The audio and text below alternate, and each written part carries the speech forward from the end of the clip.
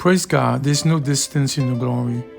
Before we start prayer, I want to invite you to deal with any unforgiveness as the word says, then it should be dealt with before praying.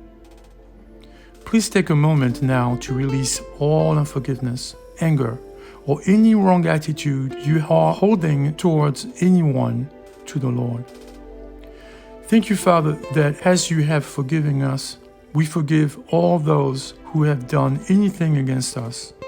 We prepare our hearts to receive all that you have for us now. In Jesus Christ's name, amen.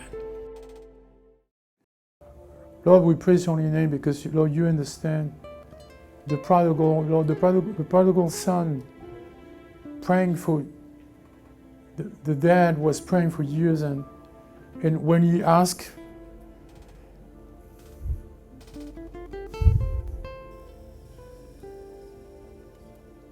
Lord, give me my heritage. Father, give me my heritage. I'm going to do on my own now. And then this is when a massacre has started happening in there. So Father, in the name of Jesus, all the prodigals out there, Lord, you know the names, but they are back. So I'm commanding that your heart will change and you will say, you know what, I've made a mistake. I need to come back. I have to ask my Father to help me, and I'm going to repent and change my mind. I'm coming back, and I'm coming back now in Jesus Christ's name. You come back now.